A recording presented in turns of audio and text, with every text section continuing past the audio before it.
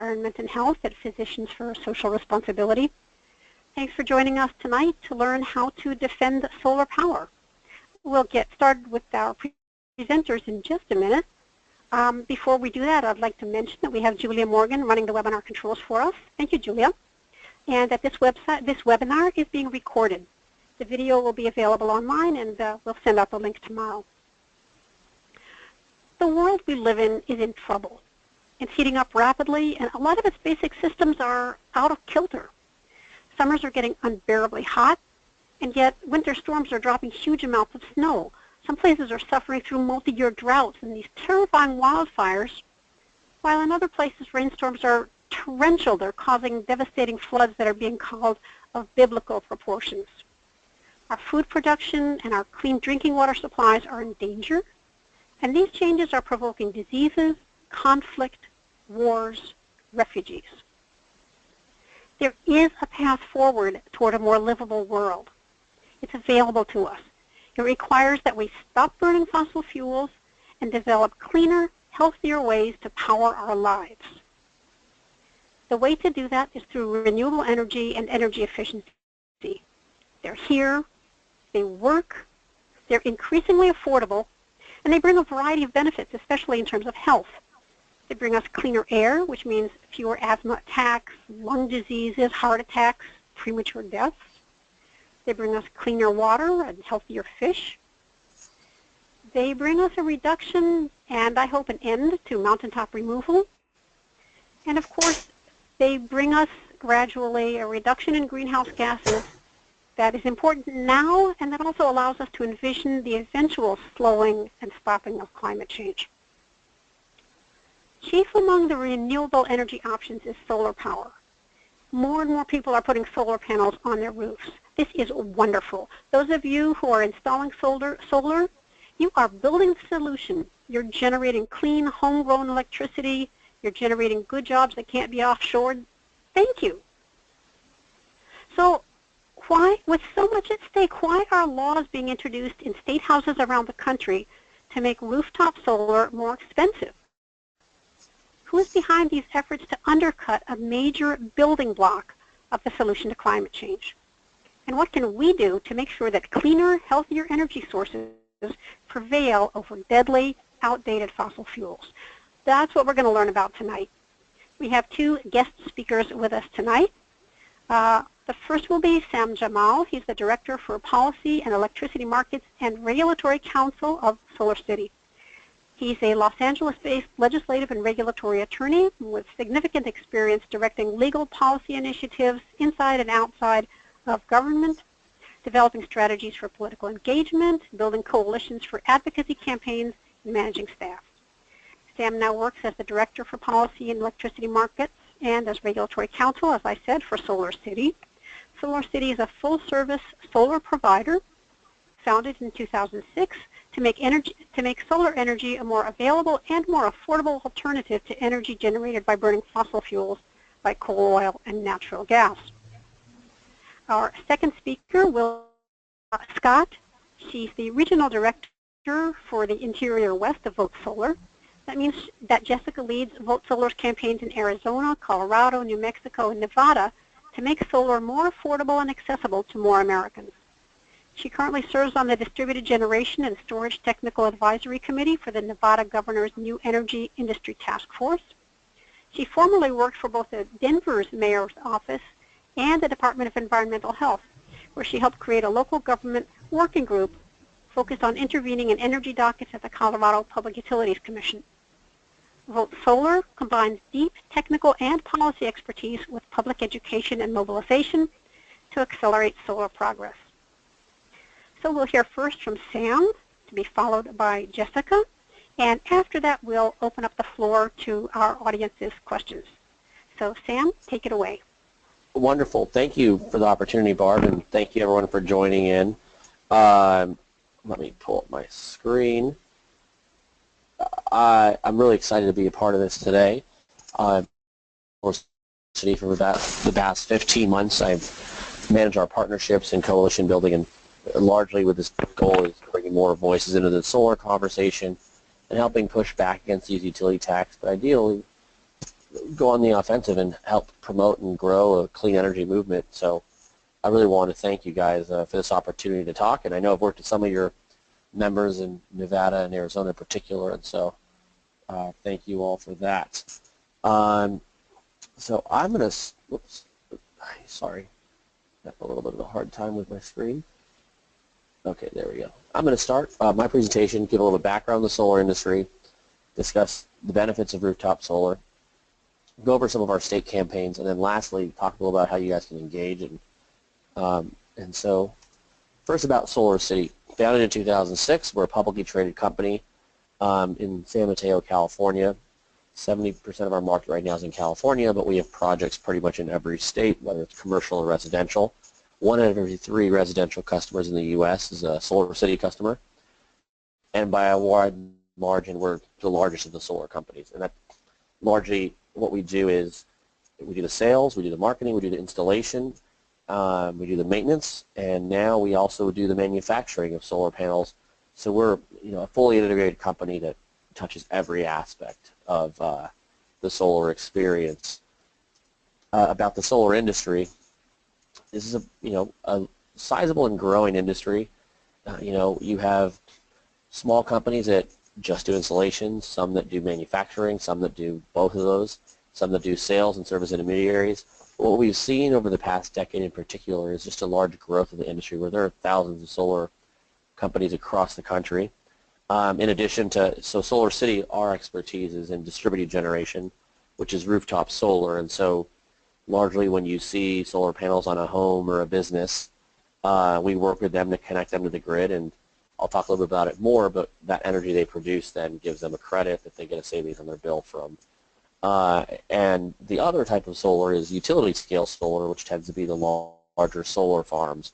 We do some microgrid work, which would be almost like a mini solar farm in a community, but by and large, we're more about the homeowners and the businesses' solar panels, and then you have the other guys that do more of the deserts and things like that. And so there's just 2 different types of solar models.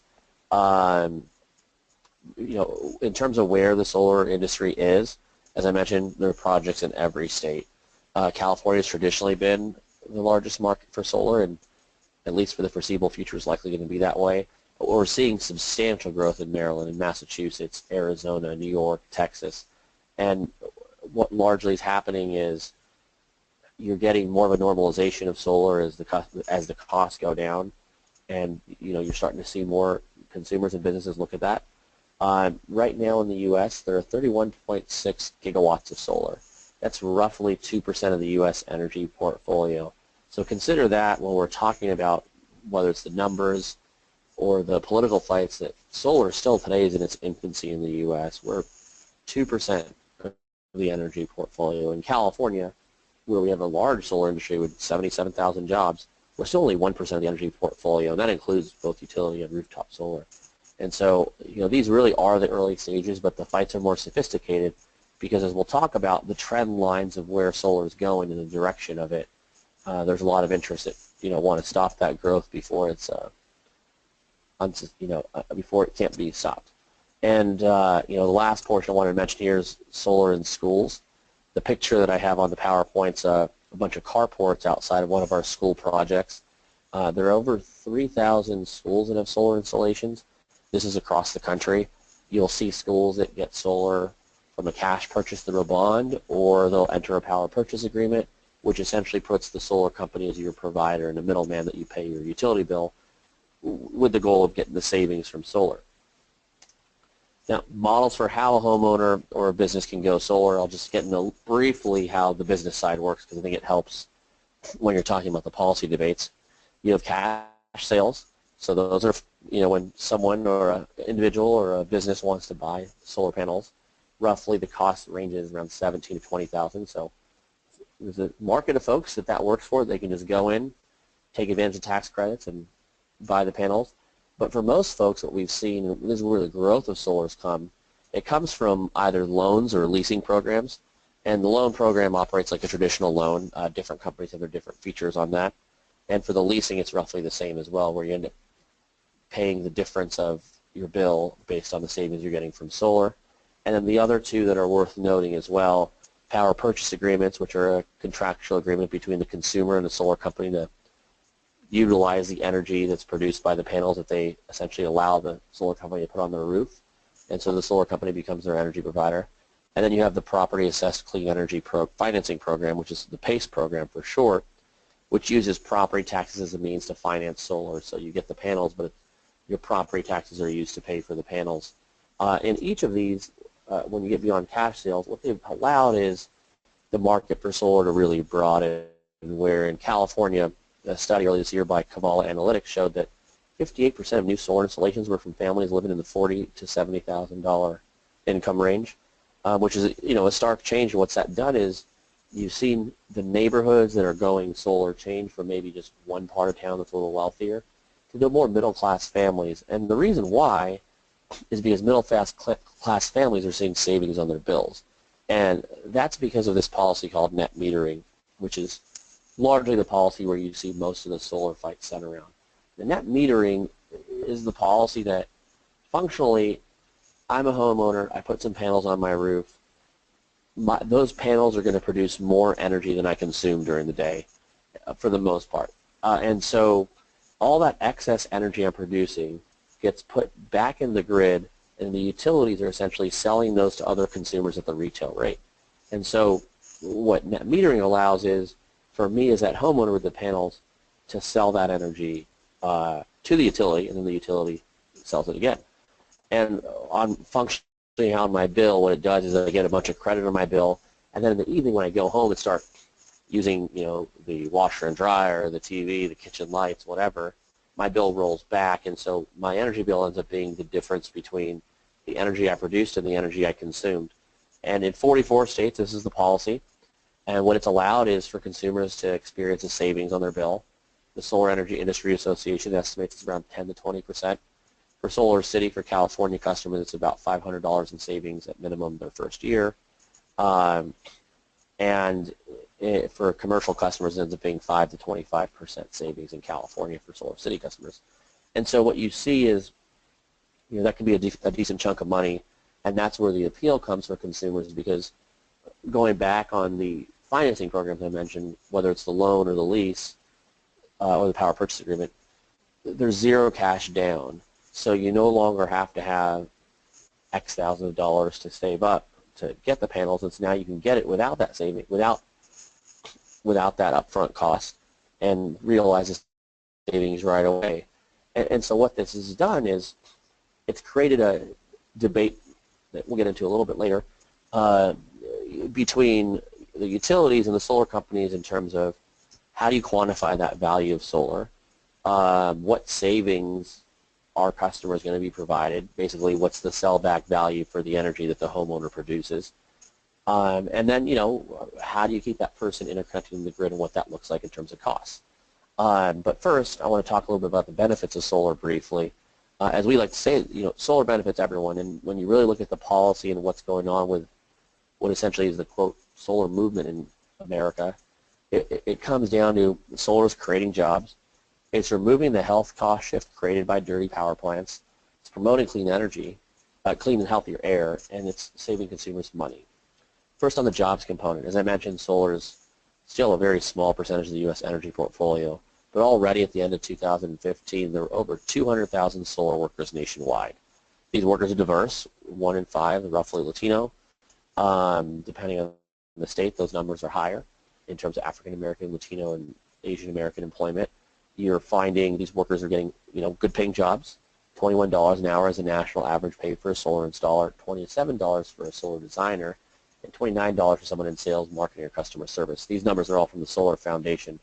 And so different company numbers are a little different, but by and large, what you're seeing is when you have a solar industry and it's allowed to grow, you're creating jobs, and you're creating good paying jobs, and because it's an industry in its infancy, you're seeing people move up quickly as well as start their own solar companies as they learn the business model. In addition to the jobs component, solar promotes environmental justice.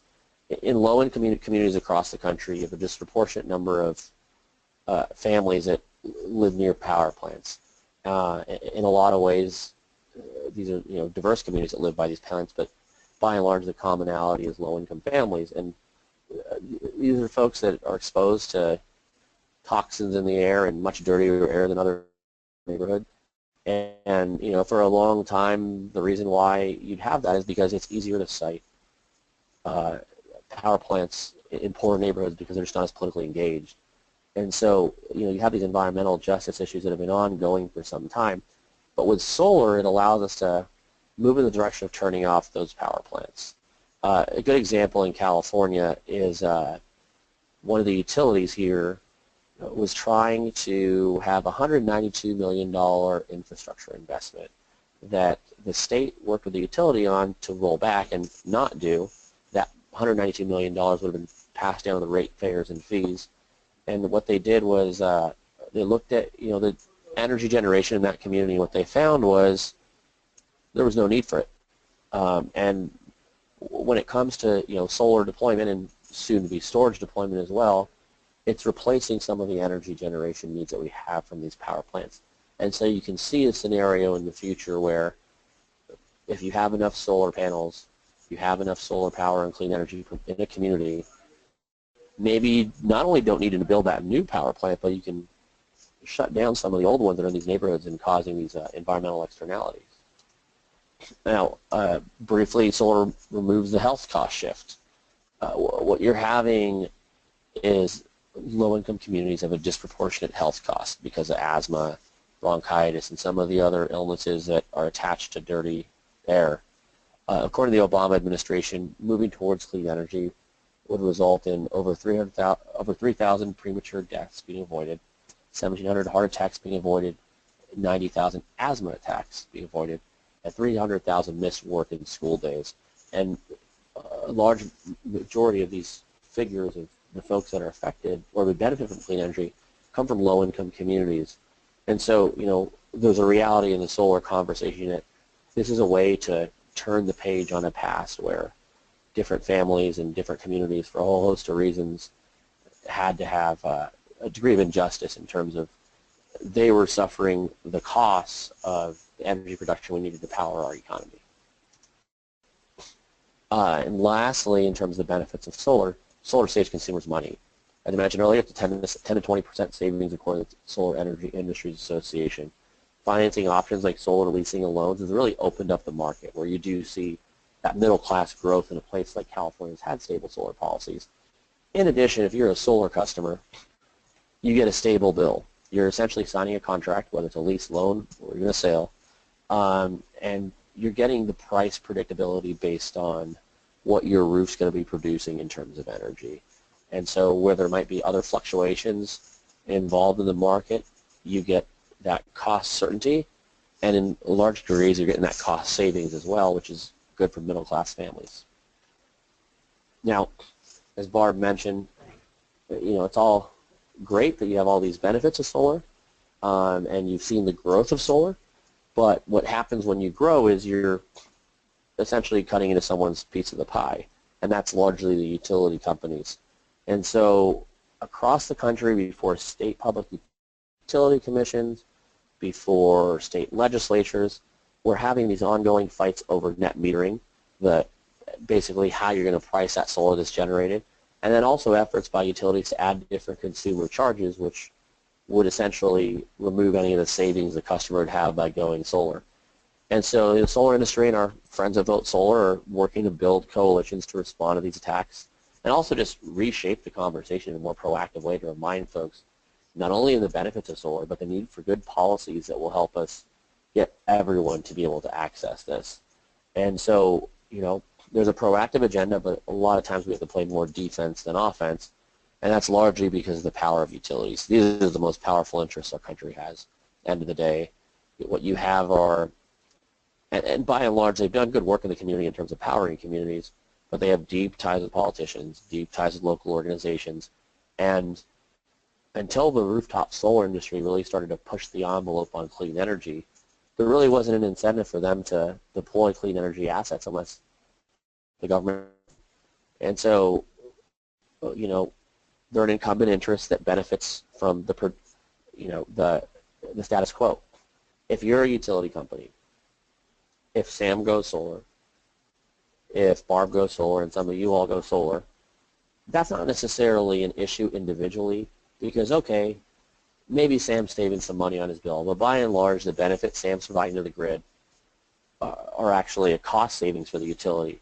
And I say that because if Barb and I have solar panels on our roof, we're helping our neighbors get power, which on a hot day or a cold day means the utility doesn't have to turn on the peaker plants. And the peaker plants are very expensive to turn on. And so that localized energy source both helps avoid the peaker plants being turned on as well as lowers the costs associated with transmitting energy. So individually, the two of us, we're helping the grid.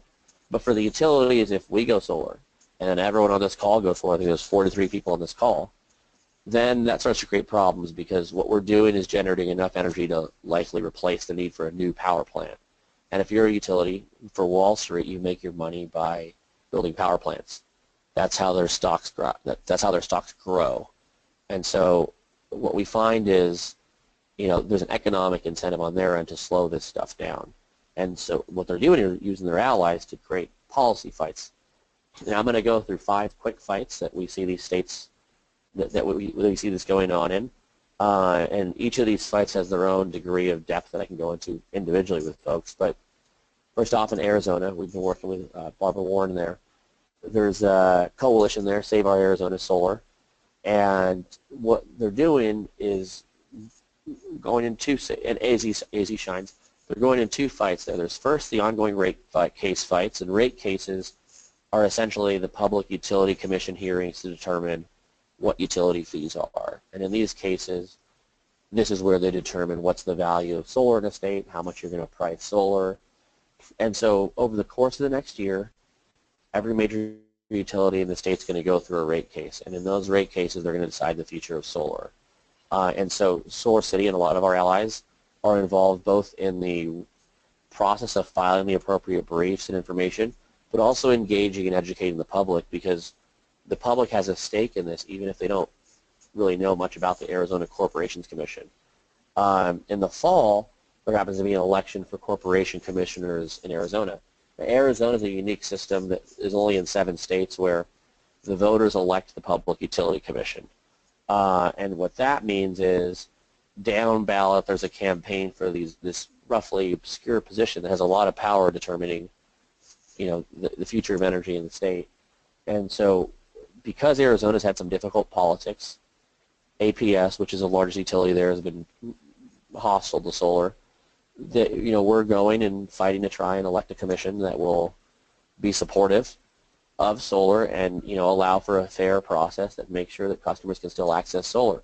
What we saw in Arizona previously was the Salt River project was basically able to add new charges a couple years back that eliminated the solar industry, where solar sales fell by 99%. What they did was they run under a different jurisdiction of the Arizona Corporations Commission, but what they did was basically go and file a new rate case that changed the rates for solar customers that made it unaffordable. This is similar, I'm going to skip forward for a second, to what happened in Nevada this year. In Nevada, earlier this year, the Public Utilities Commission affirmed a decision that functionally eliminated solar. What they did was they added 40% in new charges for just solar customers.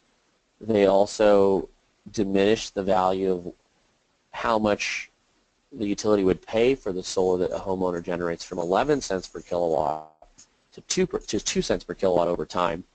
And what that did was it removed any of the savings for going solar, and so there was no public, consumers go solar because of the savings. And so you weren't going to get that benefit. It's going to shrink the market. But in addition, they applied those changes retroactively so people who already had solar panels could no longer reap the benefits of the solar rules that they initially signed up for when they signed these larger contracts. We expect that decision on grandfathering to be corrected tomorrow, but what it's done is create a whole lot of uncertainty, and the solar industry has functionally left the state. And so, we're a part of a coalition, the Bring Back Solar Alliance. Joanne on PSR, member, has been active in that as well. And what we're trying to do is build the coalition to demand that the Public Utility Commission does the right thing, which we hope they'll do on the grandfathering issue. And then next year really get to the legislature and make sure that they put fair rules in place to allow for net metering and to allow for, solar to operate.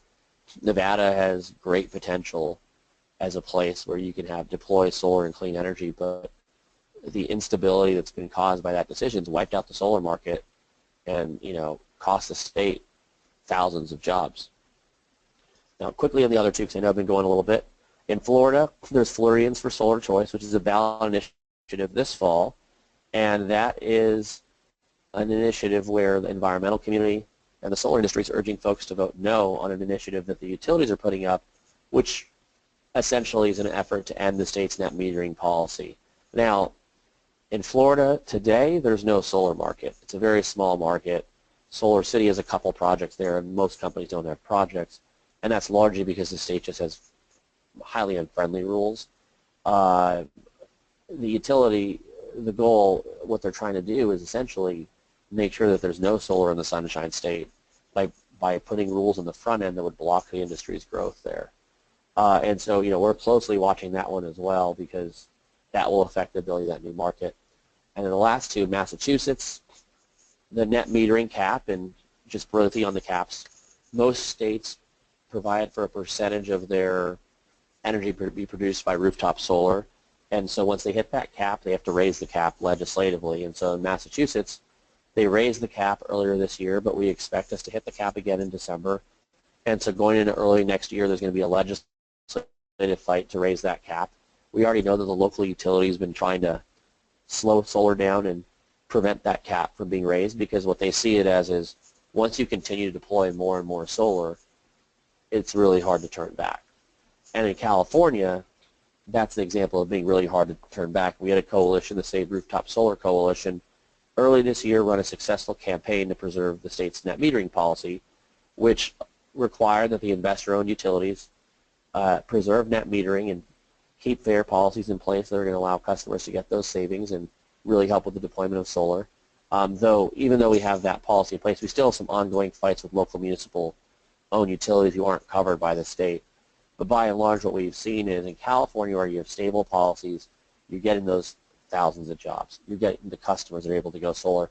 And you're able to have real conversations, not just on how do homeowners go solar, but how do we get the rental market to go solar? How do we get more businesses to go solar? And, the way we win in these states, in all those states, is to engage diverse voices in order to win. And I just have a snapshot of some of the partners we've had in some of our state fights. And our goal is not just to have that environmental voice, though it's great, but we want to make sure we have communities of color involved. Obviously, with you guys, the medical community, we want to have the business community. We want to bring these veterans, we want to bring these diverse voices together to have a conversation on how we preserve solar in our state. And, the way to do that once we bring folks in is let's find ways to raise your voice. Medical voice matters. You all are trusted and can really show the benefits of clean energy for communities. And so, when we're looking for coalition partners, we're looking at sign-on letters, public comments before legislative committees or public utility commissions, op-eds or letters of the editor discussing the health benefits of solar, or participation in public education events. So what we really need to do is educate the public, engage them, help people understand what solar is and how it benefits, so that legislators who are admittedly under a lot of pressure from a very entrenched and powerful interest can have an open mind, and likewise public utility commissions can see that, okay, there's broad enough public support here that we can't just eliminate an industry. And so with that, I'll turn it over to Jessica and answer any questions. Thank you, Sam. That was really great. I think it was really helpful for us to get that overview at the beginning of the industry, of the benefits of solar, and then, of course, of who's on the other side and why. And although you didn't quite admit to this, you were also giving us some of the data that I think we'll be called upon to present when we talk about why is solar good for communities. Now we'll hear more from Jessica Scott about what some of these fights look like and what it takes to win. Jessica? Thank you so much. Thank you, Sam, and thank you, Barb and PSR, for this opportunity. So real quickly about VoteSolar. We are not a solar company, and we're not a trade association. We are a nonprofit that just focuses on solar policy. We were founded in 2002, and our mission is to bring solar energy into the mainstream. We have 16 staff working in 22 states around the country to make solar more affordable and more accessible to all. So what we do, VoteSolar aims to transform one of the country's most powerful industries in states nationwide. We do this through a team of experts that intervene in key regulatory dockets and rate cases to build the fact-based case for strong solar outcomes. We help policymakers understand what the policy options are that are available to them. We work to build and support strong and diverse coalitions in all of our campaigns. And we also work to bridge the information disconnect that exists between our solar policy priorities and the people who can be engaged to help advance them. Targeted public pressure through press and grassroots communication can be a really powerful tool for achieving solar policy wins, especially in regulatory forums that otherwise rarely see public attention. And I again would just call on positions for social responsibility to get more involved in these, because I think you have a very important voice in these important fights across the country. So currently VoteSolar has offices in Oakland, Denver, Boston, and DC. The red are our primary state campaigns, and then we're playing support roles in other states. As you can see, the attack against solar is coordinated, and it's pretty much across the entire country. Our policy priorities include net metering and rate design, community solar, grid integration, solar market drivers, and financing. And I'll go into a little bit more detail on each of those. As Sam mentioned, net metering is a key policy that's needed for a successful solar market. So that's where we're spending most of our time. We're working with SolarCity and other groups across the country to make sure that we're really protecting customers' right to self-generate and that they're receiving a fair value for the energy that they export. We're advocating for rates that encourage, enable solar and storage. And as Sam mentioned, in Arizona, for example, we're defending against an onslaught of anti-solar rate and fee proposals, and we're doing similar work across the country. Community solar is something that is really important for expanding access to more Americans. The traditional on-your-roof approach just doesn't work for all Americans. And community solar makes it possible for renters and millions of other Americans to choose clean energy for the first time. Community solar policies are in place in 14 states in the District of Columbia, but VoteSolar is working to advance more states to implement community solar policies. We're particularly excited about the potential for community solar to provide access to low-income households, like we're seeing in Colorado, where 5 new community solar projects have come online that are dedicated to 100% low-income customers. And this helps expand equitable access to all Americans. Transitioning away from the fossil-based infrastructure that we rely on today requires intentional planning and investment, and it's through the grid integration work that we're able to accomplish that. In order to get to our clean energy future, we have to make sure that we have a more reliable and resilient grid that's able to integrate higher penetrations of solar and other renewables.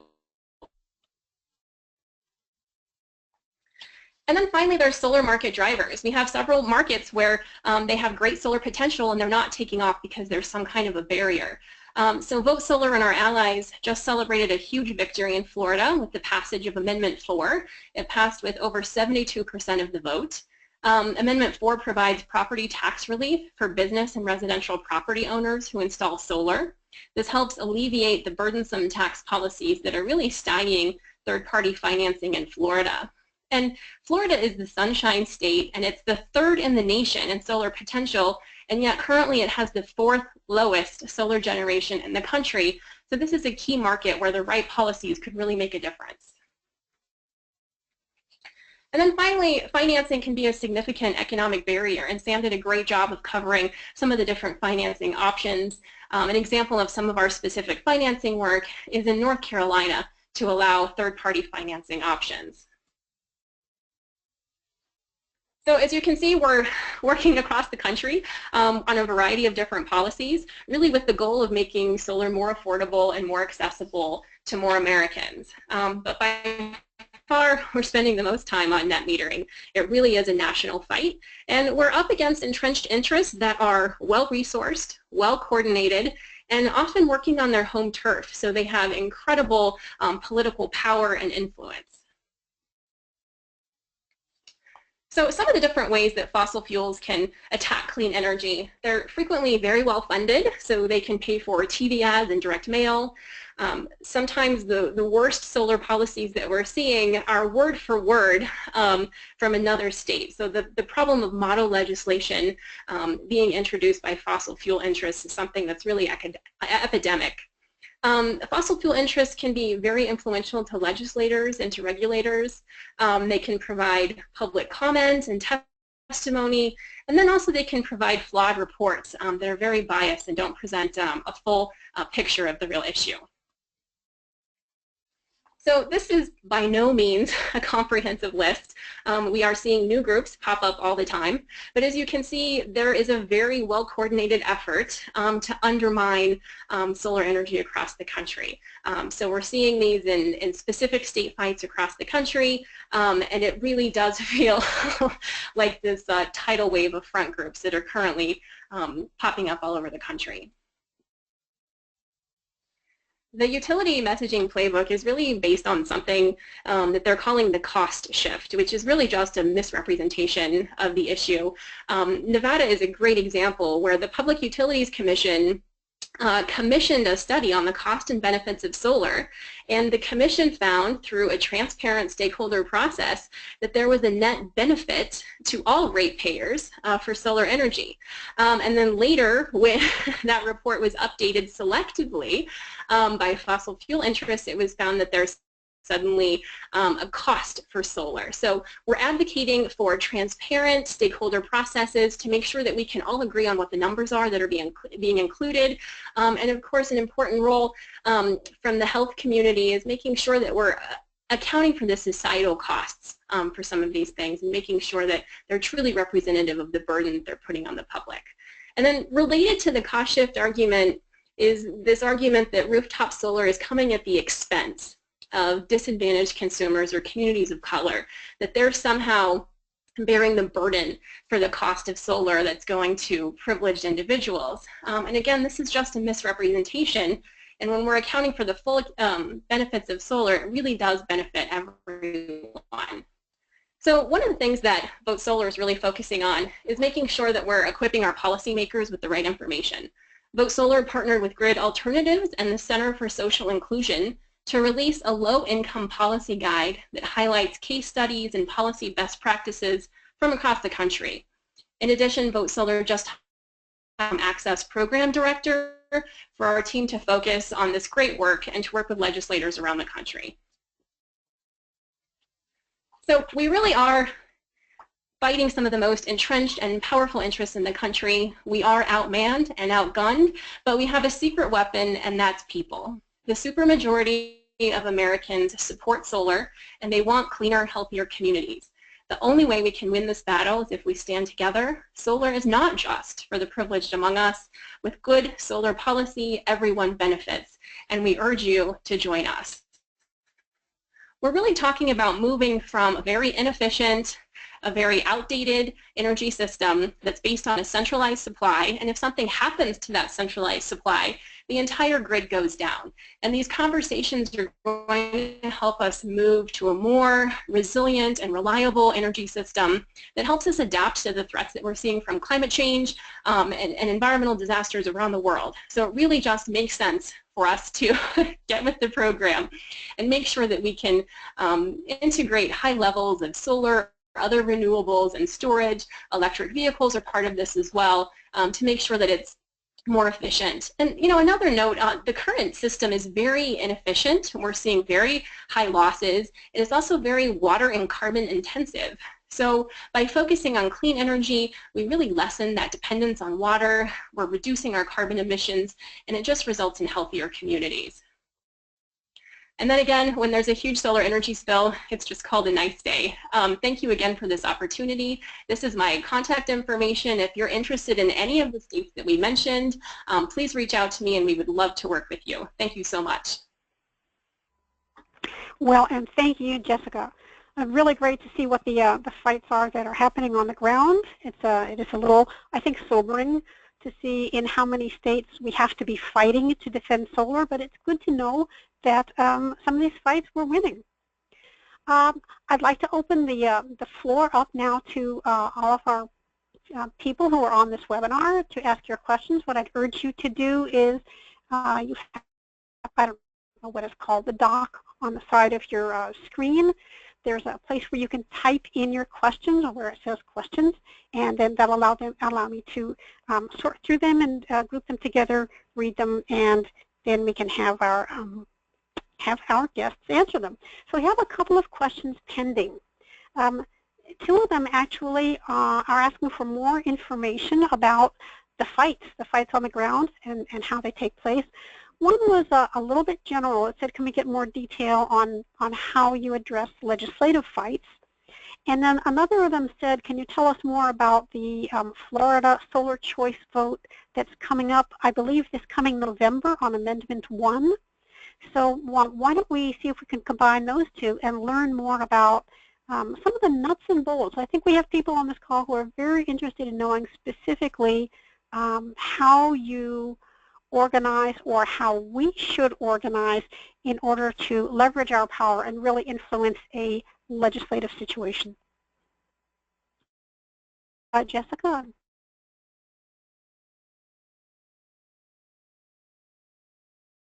I'm happy to, this is Jessica, I'm happy to talk about Nevada specifically because I'm based in Colorado, but I practically live in Nevada these days because of how much activity is going on there.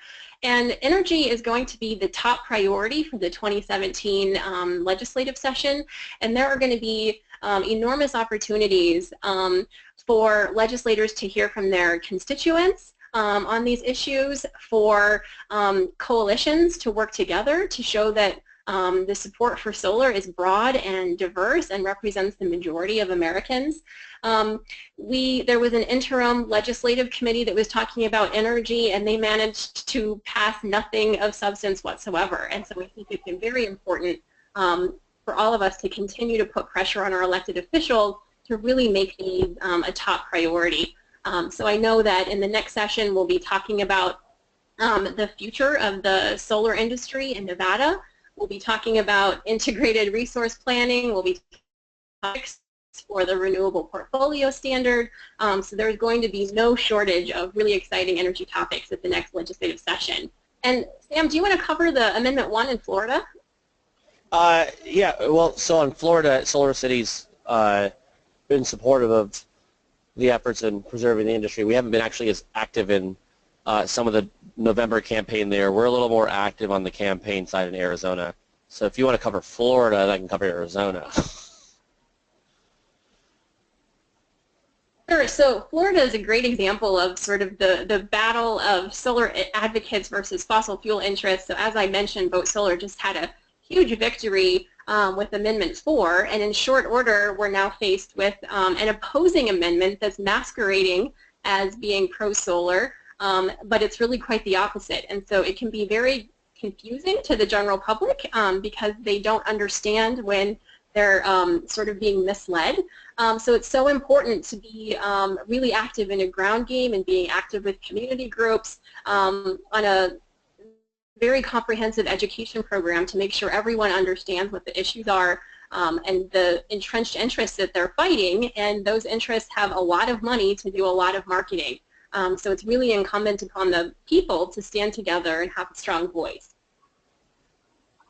And just in Nevada, or sorry, in Arizona briefly, 3 commissioners are up for election this fall, and so what we're working on as a company with some folks more on the C4 side is supporting and educating the public on, one, the importance of the down ballot race there, because the Arizona Corporations Commission, while very powerful, isn't necessarily known by the average voter.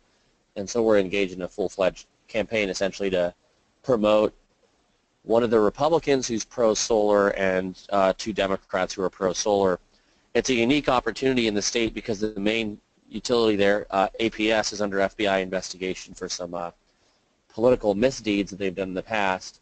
And so we see it as a potential to elect an optimistic as many as 3 pro-solar commission, but at least 1.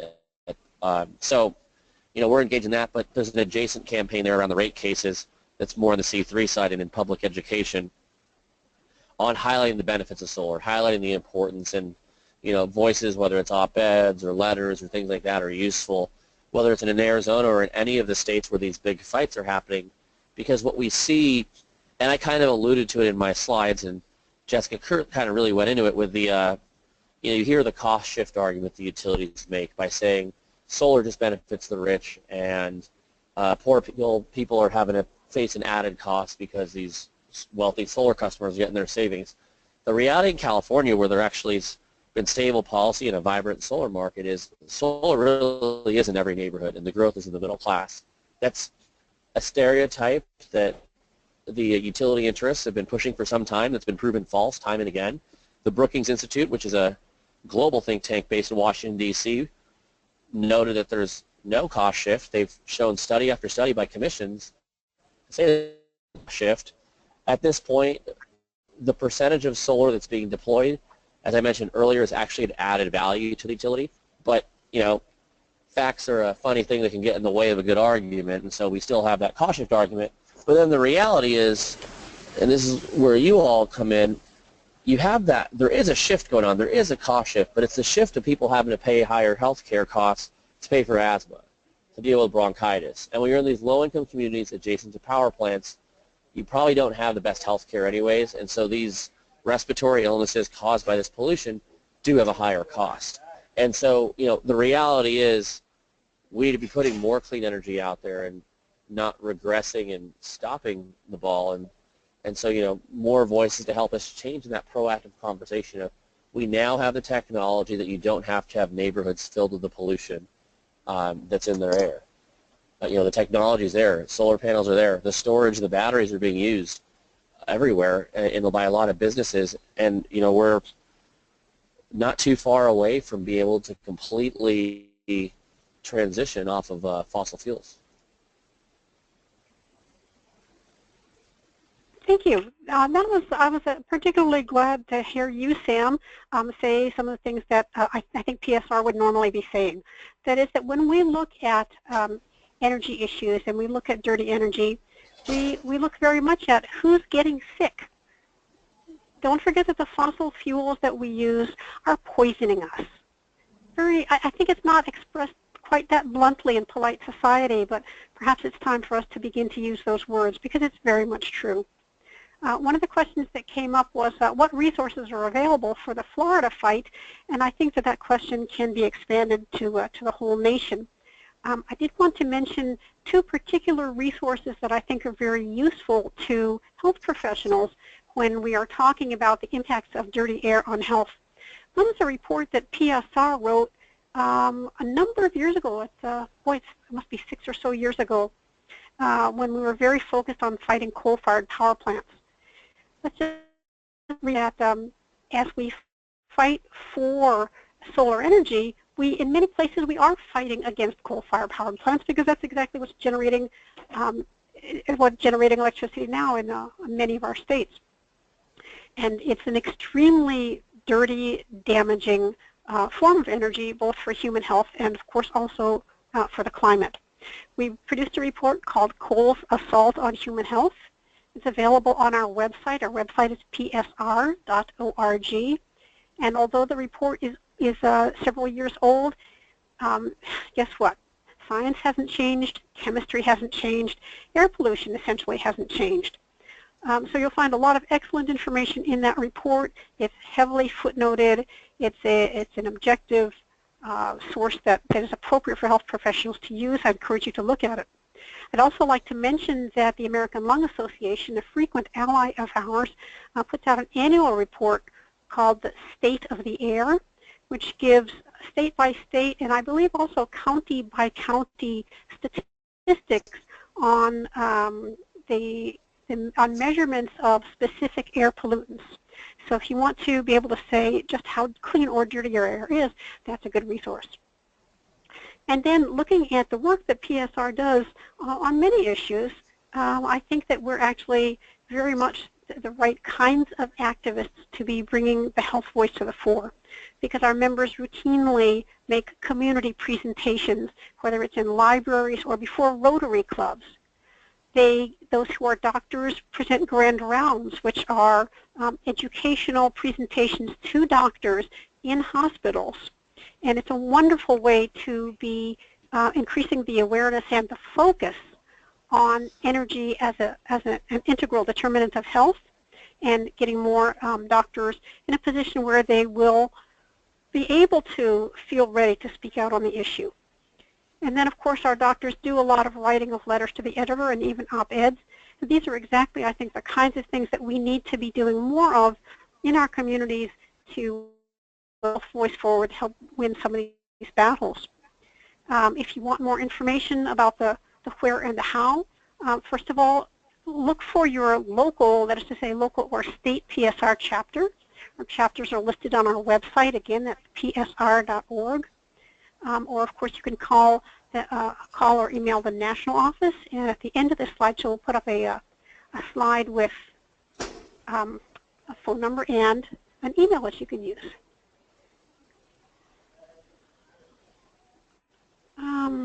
Here's a question. It says, please suggest specific regulatory and legislative actions to work for us. I'm in California. I'd like to take up California. Are there specific regulatory or legislative actions that are appropriate in the coming months in California? I can answer that briefly. So in California, over the next few months, very soon, right around the corner, the California Public Utilities Commission is going to finalize its community solar regulations. SolarCity's putting together a lot of comments, and we're very closely watching that because we want to make sure that the state establishes a program that actually works. And so that's just something to monitor, and having that voice, highlighting the importance of that is critical, because what community solar provides is what's functionally almost like a microgrid for renters to be able to participate in virtual net metering programs where the panels aren't on their roofs, but they're able to participate in a solar panel in the vicinity. And so that's an important proceeding in California. In addition, across the state in municipally owned utility districts like the Los Angeles Department of Water and Power, Alameda County Power, things like that, there are proceedings going on net metering.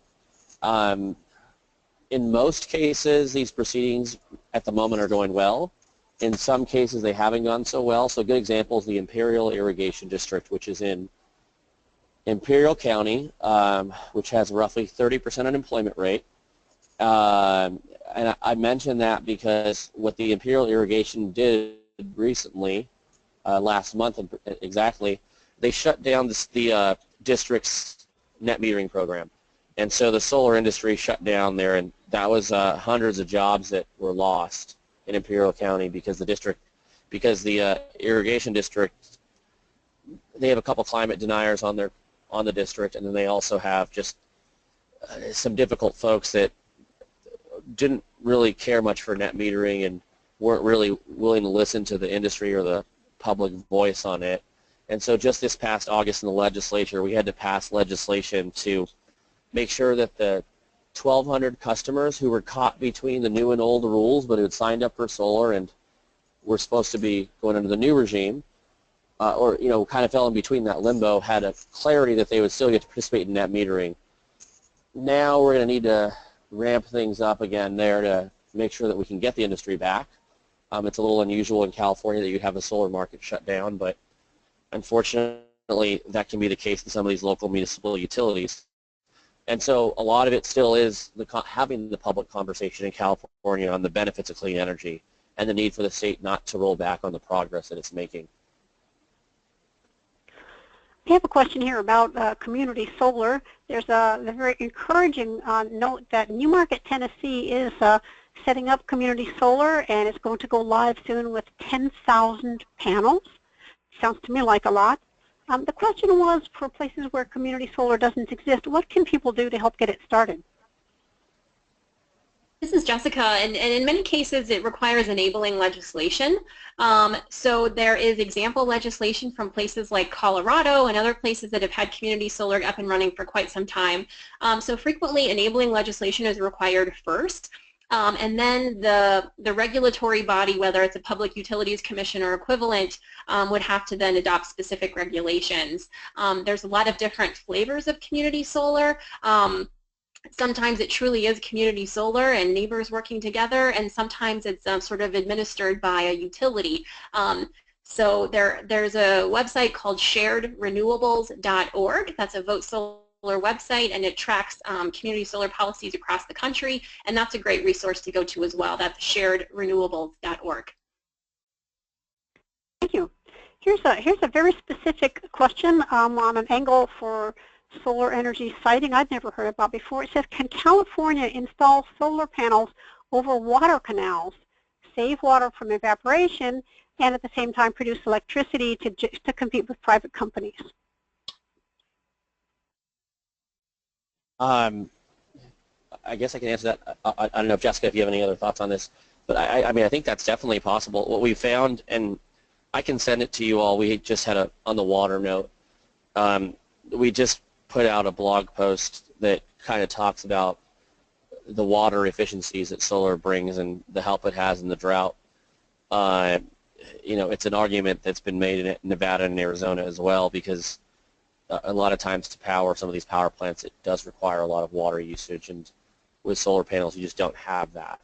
And so, you know, there is a water efficiency argument to be made that hasn't been made enough, and I think some of it might be finding the right voices. I think it's the same on the public health argument, that there are clear facts there that aren't being made enough, because you got to have the right voices saying it. Having a solar worker, a solar employee, or even just a traditional environmental organization make the health argument, it doesn't necessarily resonate the same with legislators and media and public policy leaders. And I think on the water side as well, I think the ideal is for us is, on the SolarCity side, is share what the technology is capable of and help folks use that for different ideas that make sense to solve a whole host of policy issues. You know, there's national security stuff as well when you talk about storage, and how do you make sure if there's a blackout that you can have a hospital have that backup generation. Now with some of the battery technology that hospital can self-generate with solar and storage, that the concerns over what would happen in a blackout case shouldn't be the same, you know? And just to chime in, this is Jessica. The permitting and siting issue is very local and specific, but can be a huge hurdle. So, you know, sometimes meeting with permitting offices or local review boards, a lot of these policies are outdated, and, you know, local municipalities usually don't have a lot of staff to keep up to date with all kinds of new technologies, and so sometimes it does require a lot of one-on-one education for them to create new policies that allow for broader definitions of projects, such as, you know, solar panels over water canals, etc. So that does tend to be specific to the locality, but there does need to be a lot of work on that front as well. Good point. Here's one more question. This might make Sam squirm just a little bit, but the question is there any help available to people who want to install their own solar panels? Yeah, you know, like they just want to outright buy the panels and put them on themselves. I guess in that situation, I mean, you know, we manufacture the panels, so I'm happy to connect them with the right folks to figure, if it's not us that would make sense as the provider, it might be another company, and we work closely with a whole host of companies, and so always happy to kind of make that reference. But I think it's possible. I mean, ultimately, like any home improvement, you know, sometimes you just need to buy the product and you can put it up yourself instead of going through the installation companies. I guess the added value of the installation companies is making sure you get the right fit and making sure that interconnection goes through, because for us, we follow through the entire process with the local permitting agencies as well as the local utility, because you got to connect the panel to the grid, and then you also got to make sure that the grid onboards it through its own system, and in some cities you have to go through some different site permitting for home improvements. So the steps in the process can sometimes be additionally than just putting a panel on your roof, depending on where you live. And if people want to learn more about those steps, is there a source of information for them? I can check. I'd imagine the Solar Energy Industry Association would have some of those details, or to be honest, like if they're interested, happy to have them email me, and I can forward that email along to the right folks who can make the right reference on who can answer that question, because every locality has a little bit different rules on some of this stuff. Okay, thank you. Here's a question for VoteSolar. It says, how is VoteSolar working to insist that the health costs of fossil fuels be incorporated into the calculation of the value of solar? And what reputable sources do you use for, it says, the magnitude of health costs? I guess that means the estimates of the cash value of health costs. That is an excellent question, and quite honestly, that's one that the solar industry is really struggling with. In the fights against net metering, we're seeing this movement to really putting a specific value on the costs and benefits of solar, and sort of the health costs and the societal costs are very difficult to put a value on. And even if there's numbers available nationwide, they may not be specific to a state, so that it would be relevant. So that's something that we would definitely look to the medical community to help us with. VoteSolar does advocate in every proceeding that we're in to make sure that there's a full accounting of the costs and benefits, but of course it can be very difficult to actually pin down a number. You know, frequently we're seeing the federal cost of carbon get referenced, but then utilities would say that health impacts and public health impacts should not be included. So that's a very controversial part, and something that we would, you know, love to work with new partners on. Well, that might be something that PSR could work with you on. The final question that I think we have time for tonight is actually directed to PSR. It says, could PSR provide a good annotated summary of medical evidence of health benefits of solar and other, evidence of health benefits of solar suitable for presentations to legislators and utility regulators? So it sounds like we have someone on the call who's very eager to see PSR take the next step, and it sounds like it's a step that we might want to be taking in concert with both with VoteSolar and with SolarCity. That's the challenge that's ahead of all of us. And again, I really encourage everybody who's on the call to reach out to your local PSR, local or state PSR chapter, and let them know how important you think these fights are, and encourage them to be taking them up locally. I can assure you that the PSR National Office will be putting a lot more energy into renewables, solar as well as wind and geothermal, as well as energy efficiency in the year to come. That's about all we have time for. I want to thank very much our two presenters, Jessica Scott with VoteSolar and Sam Jamal with SolarCity, and thank you to everybody on the call. Good night now. Thank you. Thank you, everyone.